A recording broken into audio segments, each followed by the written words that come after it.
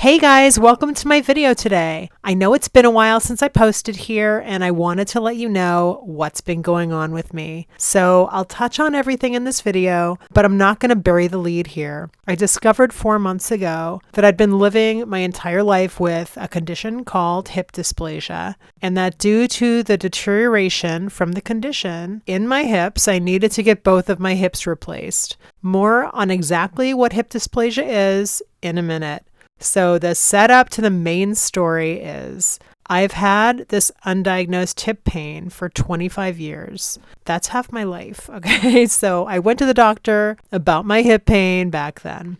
There were visits and more visits, tons of tests taken. Some went negative, some were inconclusive. And after so much back and forth with them, they gave me no answers at all. So it was, kind of a bummer, to say the least. But eventually I put the brakes on fighting to find out what the problem was. I was just too exhausted with their non-answers and I needed a breather. So for the time being, after a while, I probably went through, tests and stuff for months and months. And then I just gave up, and I had given up on them as far as my hips were concerned because they were clearly failing me in that department. And I just wanted to take a breather and decide how to handle things and handle my health on my own. So relevant to this is that a couple of years after that, I was diagnosed with fibromyalgia. So my hip pain at that time, they decided it was a part of that, even though symptomatically it didn't really line up. But everyone wanted to close the book on my hip. And honestly, I didn't know if it was or wasn't fibromyalgia. I mean, it was just too early to know. I didn't really think it was in my gut, but I honestly didn't know. So I couldn't say one way or the other at the time. But I did know that I was fed up with not getting any real concrete answers about my hip, and I just got tired of that whole game. So at that point, I started privately thinking of my hip issues as my quote-unquote mystery illness. And my motto became, what doesn't kill you makes you stronger, just like the Kelly Clarkson song. And I love that song, by the way. Got me through a lot of bad times. And I just dealt with it every day. I also started taking the best care of myself that I possibly could and lived the best life that I could health-wise and with my well-being in mind. So I made health changes and stuff to try and support my mystery illness. Anyway, so let's just get this out of the way too, especially to any young women who are listening. Please do not ever be afraid to speak up and be your own health advocate when you know something's not right with the care you're getting. Get that second opinion. Do your own research on your own unique group of symptoms and ask for those specific tests that you think may help you get to the bottom of whatever you have going on with your body. I myself should have gotten a second opinion back then, even though I did have a lot of tests. But I still should have gone to a different medical group for a fresh set of eyes and ears. And you know what? I didn't. I'm really glad that I'm getting these things corrected now, but it's a big lesson that bears mentioning for those that it can help who might be listening. And I want to share that part because it's really super important and you hear it all the time, but you really, really should be your own health advocate as best as you can and go get that second opinion if you feel in your gut that something's not right. Okay, back to the story. I eventually also started getting a lot of pain in my knees, which ended up being primarily pain in my left knee, the same knee as my primary hip pain was. When I first went to the doctor about my knee, this was 15 years ago, so it was 10 years after my hip doctor saga. The doc diagnosed my knees with chondromalacia patella, which is basically your garden variety cartilage deterioration. But it was never really a clinical diagnosis because there wasn't clear evidence of it on the x-ray. It was more circumstantial because I had the pain. And things never really lined up with the diagnosis they offered either. But more on that later. So anyway, life went on and the pain remained, sometimes lesser, sometimes more severe, but it was always there. Okay, to spring and summer last year, let's go to that. So this is 7 to 10 months ago. I noticed my knee and hip issues were escalating. Matt and me went on vacation. Matt's my husband. We went on vacation in March, which was 10 months ago. And I just was not bouncing back after a long day of walking. I couldn't keep up either. My pace started getting slower. In the back of my mind, I was worried, but The major alarm bells came a little bit later. In summer, this is about 7 months ago, knee pain was getting worse, and I noticed things with my hip were getting progressively worse, both pain-wise, and I was also slowly losing some mobility more and more, which was absolutely frightening. For a period of time, I was really having trouble with my helpless feelings around this, and I couldn't process them. It was a weird moment for me. I go to doctors for lots of things, but they failed me big time on this particular situation. So I have a distrust of doctors when it came to my hip and knee issues. It took a lot for me to even go back to the doctor for this. But 4 months ago, that was late September, I made an appointment with an orthopedic surgeon. The appointment I made was for my knee, but I did plan to also mention my hip issues because really I needed to have both taken care of or seen or something. I didn't know what I was going to encounter, but I just needed them to pay attention and to help me with this. I was leading with the knee though, because as you now know, my history with trying to get to the bottom of my hip led me to failure over and over. So I had the knee meeting with the doctor. The findings were inconclusive. The x-ray looked fine. Mystery yet again. I did mention my hip issue.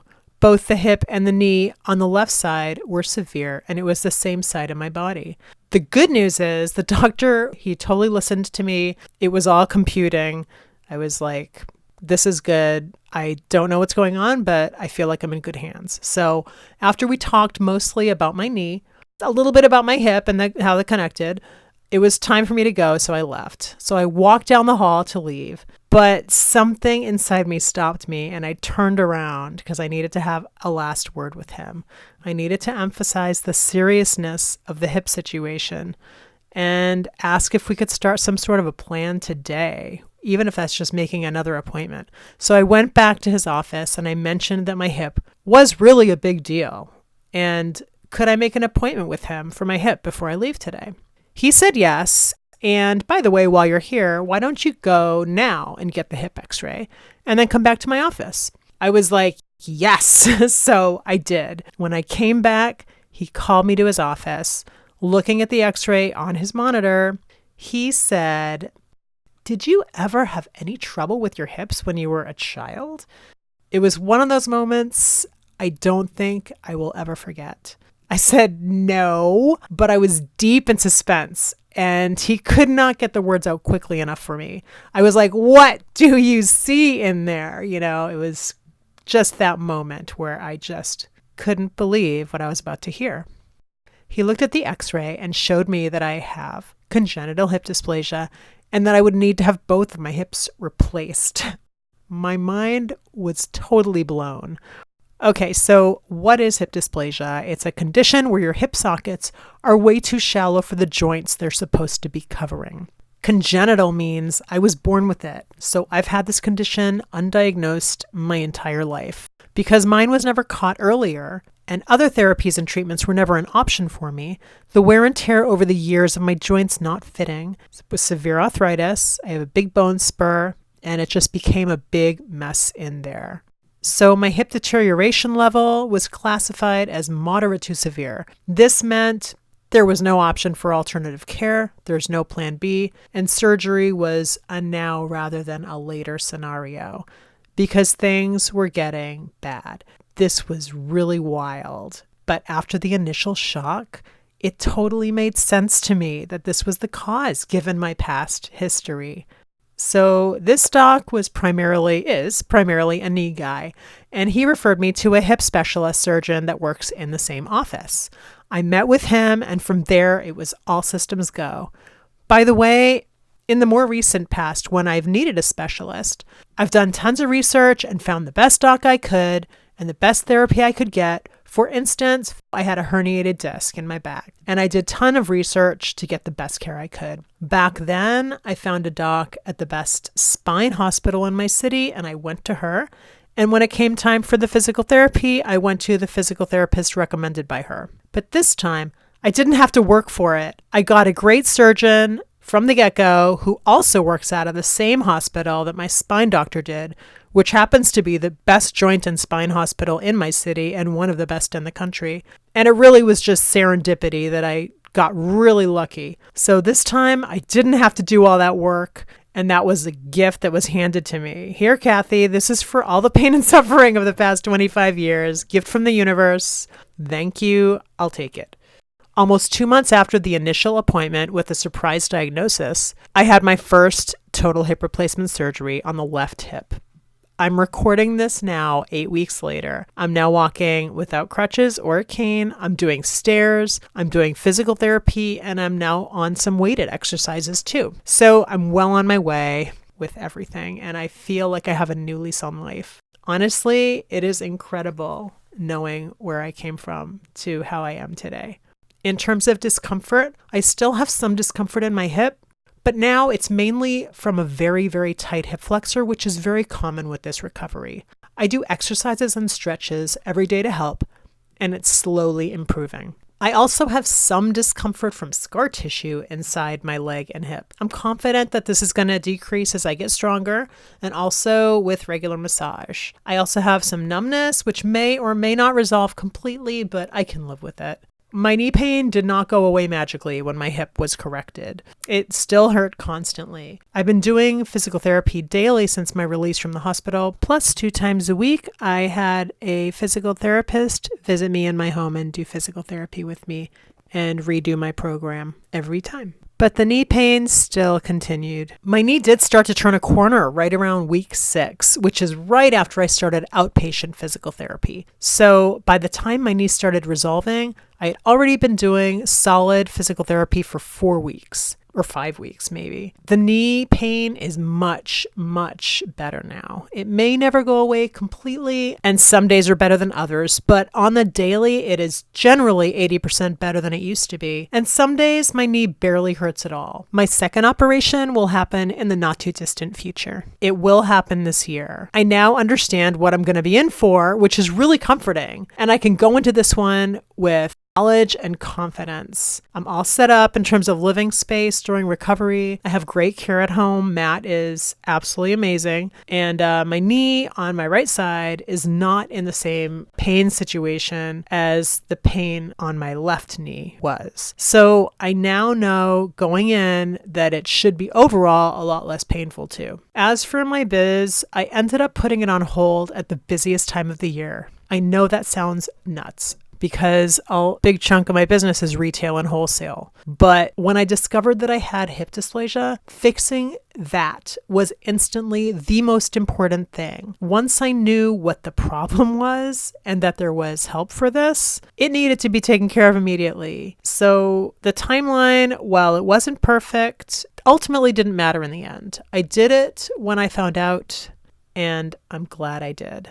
Now, did I have to make an entire video about this episode of my life? I really wanted to just tell my story for whoever was interested in listening to it. Might even be 2 people, but I don't care. You never know who's helped when you tell your story. So if it does help or encourage anyone in any way, that's a win for me, and I'm glad that I made this. And lastly, I made this one for myself too, because it is, not to be hokey, but seriously, this is like a personal redemption story for me. It's closing a huge chapter of my life of pain and of not feeling heard, of knowing that I'm misunderstood and feeling alone about something all the time. I am dealing with something that really nobody fully has a grip on, including myself, And, how do you get through the day in a positive way with something like that and move forward and not get swallowed up by that and keep your positivity in the face of adversity? I mean, this is something that's definitely helped shape the person I am, and it's pretty remarkable that